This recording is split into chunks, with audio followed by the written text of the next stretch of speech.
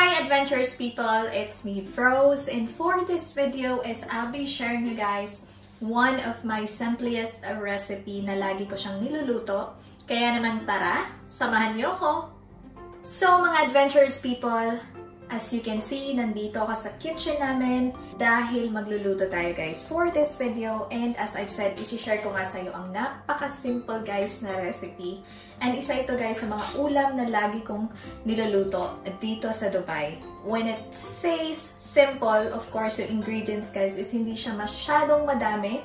And meron lang naman siya guys na 4 ingredients na kailangan nating i-prepare. Actually, is naka-prepare na guys yung aking 4 main ingredients na kailangan for this recipe para naman mabilisan na guys yung ating pagluluto. So, hindi ko na ipinakita sa inyo kung paano ko siya in-slice isa-isa yung mga ingredients. But then, let me just introduce you kung ano yung mga na-prepare natin ng mga ingredients. So, first guys is yung ating kamatis. So, yan, naka-slice na siya guys. And also yung ating sibuyas.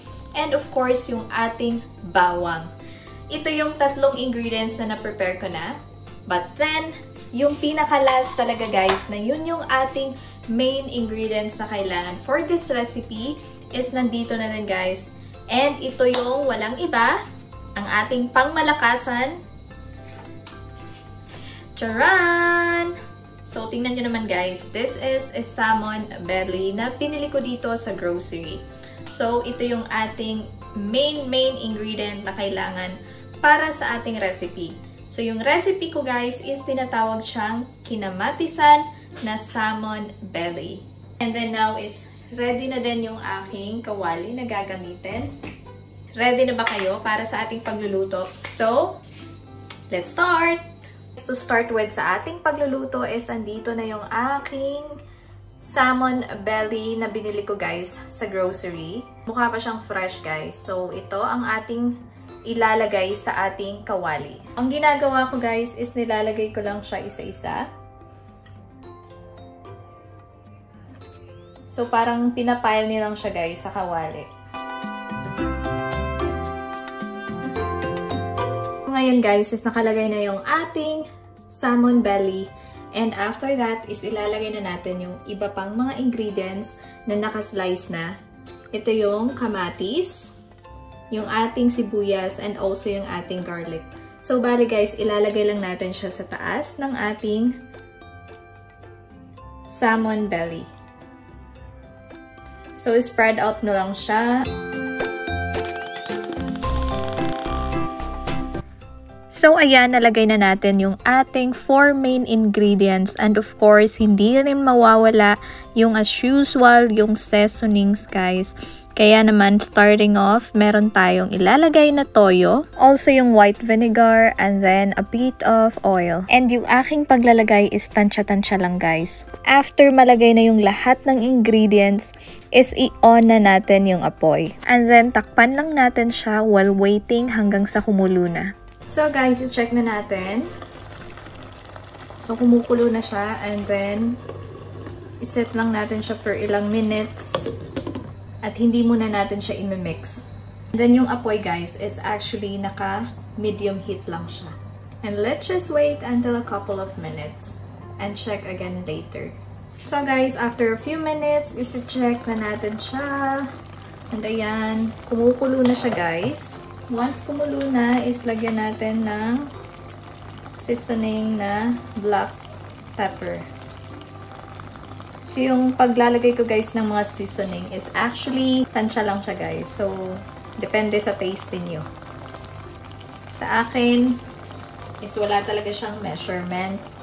Basta, nakadepende lang siya sa panlasa ko guys. Then, start na natin siyang i-mix. Hindi siya talaga yung sobrang mix na mix, guys. Kasi madudurog yung ating salmon. So, parang ano lang siya. Basta lang talaga na ma-mix yung mga seasonings na nilagay natin.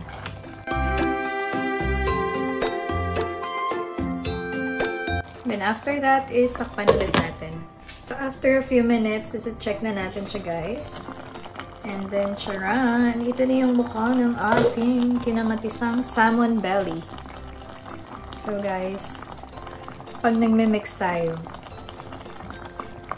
Dahan-dahan lang kasi baka madurog yung ating isda. And then, pag nagluluto ako nito guys, is nilalagyan ko rin siya ng kaunting sugar. Para meron lang siyang matamis-tamis, manamis-tamis guys. Na taste. So, kaunti lang naman. Hindi siya yung parang sobra talaga. So guys, ito na yung aking kinamatisang salmon belly. So, depende na sa inyo kung gusto nyo na lutuin talaga ng sobra yung kamatis. At then yung sa akin, hindi ko siya masyadong talagang sobra talagang napaka-soft na.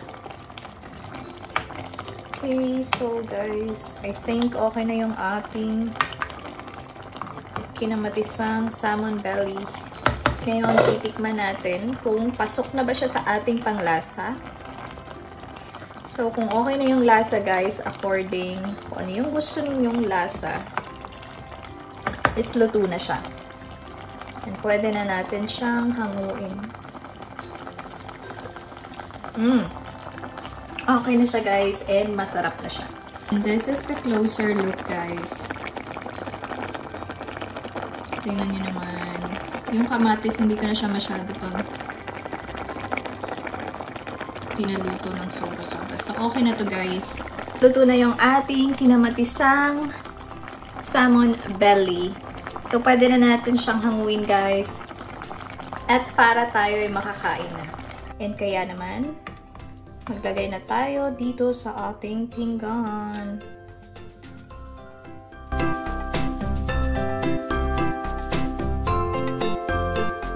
So guys, finally, after a few minutes, like mga umabot lang naman ako guys sa mga 30 to 45 minutes na pagluluto. And finally, is natapos na din yung ating recipe, which is kinamatisang salmon belly. So here is the finished look guys. Tingnan nyo naman. And this is one of my favorite, simplest recipe na lagi kong niluluto dito sa Dubai. So guys, sana naman is matry nyo ding lutuin to dahil talagang napakasarap niya. Guys, natatakam na talaga ako and time check, it's already 3 o'clock in the afternoon and kailangan ko na talagang mag-lunch dahil it's a very late lunch na and kakatapos lang ng aking ulam. And sobrang gutom na talaga ako guys. So until here, I hope you enjoy my video and thanks for watching. Bye!